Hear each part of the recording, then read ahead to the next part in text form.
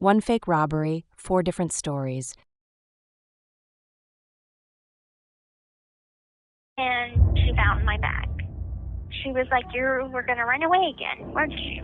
And my heart was pounding. Like a million things were going through my mind of how bad this was going to be.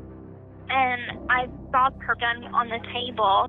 She normally kept the gun in a safe in her bedroom, but she had used it to practice shooting earlier that week. And that's when I grabbed the gun and I threatened her with it. And before I knew it, I pulled the trigger as many times as I could.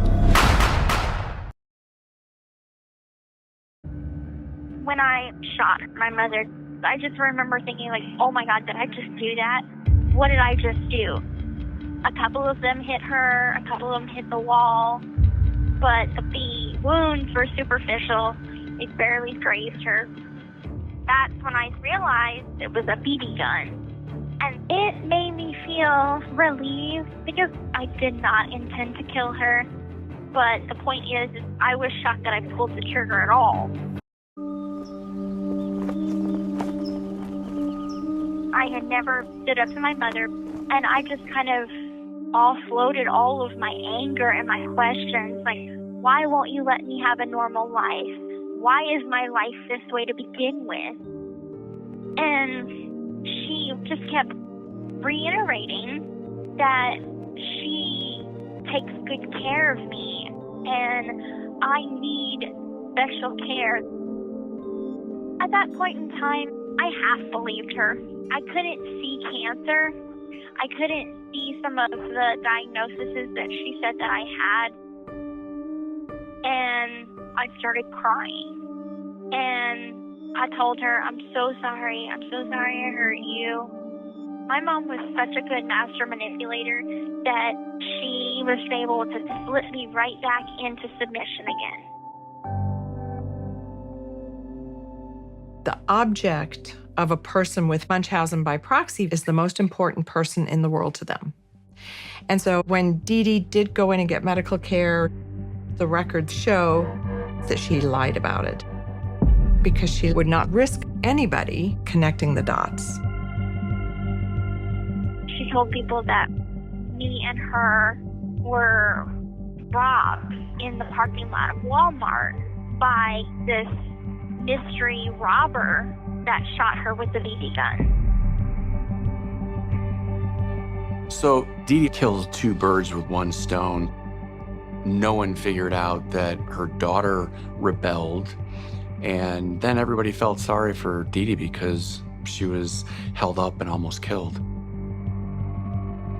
The world was colluding with her mother.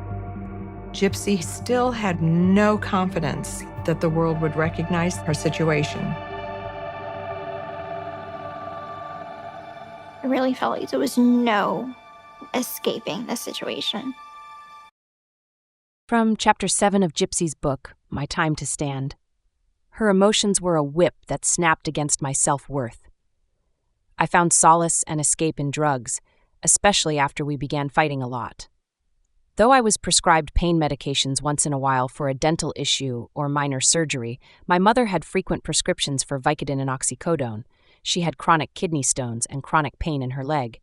Soon, 1 pill wasn't enough, so I'd double up and then high as a kite, surf late at night on my laptop.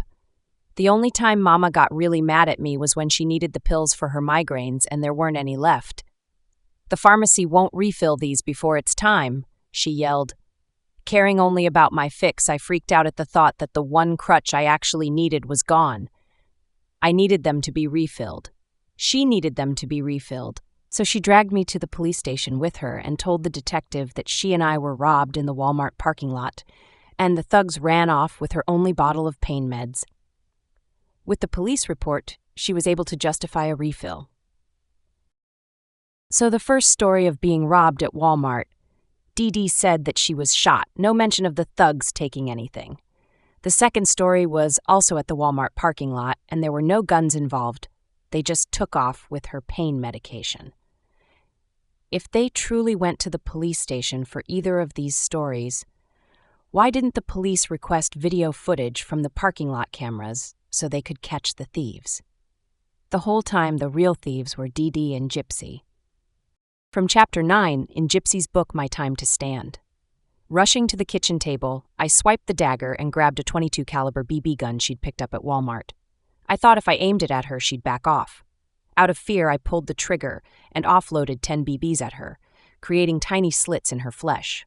You shot me. Why can't I be like other kids? Why can't I be like Aaliyah? Why is my life this way? Because I need you. I put the dagger down but held on to the empty gun. We sat on the bed together while she tended to her leg with peroxide and Band-Aids. So in the previous story, number 3, there was no robbery, but Gypsy says she shot her mom 10 times with the BB gun. Then her mom tended to her wounds with peroxide and Band-Aids. No mention of going to the hospital and telling the police she was shot. No mention of the doctor getting the bullet out. Let's go on to the next story. From the Greene County Sheriff's Office report on Dee Dee's homicide. We were met at the Blanchards' residence by 4 neighbors. David and Kimberly Blanchard, no relation. Tamara Rose and Amy Pinagar, the initial reporting party. The neighbors were concerned because both Dee Dee and Gypsy had multiple health problems. Tamara and Amy confirmed that it was Dee Dee's car sitting in the driveway. None of them could remember seeing either Dee Dee or Gypsy in the last few days. They stated that there had been a burglary at this location in April, and Dee Dee had been very nervous ever since. My note on this: what burglary? Why wouldn't the police know about this since it was only a few months before they were there for her unaliving? Nothing more is said except that they were burglarized in April 2015. Was this another fake robbery, Dee Dee or Gypsy, made up for sympathy? We may never know. These are just examples of how Gypsy will tell the same story and give us several versions of it. We may never know the truth, certainly not coming from Gypsy herself. In other news, I'd like to thank everyone for 1,072 verified signatures on the petition to the Department of Justice to reinvestigate Gypsy Blanchard's case. Together, we are truly making a difference. Please continue to share the petition. The link is in the description. Please like, share, and subscribe. I appreciate you all.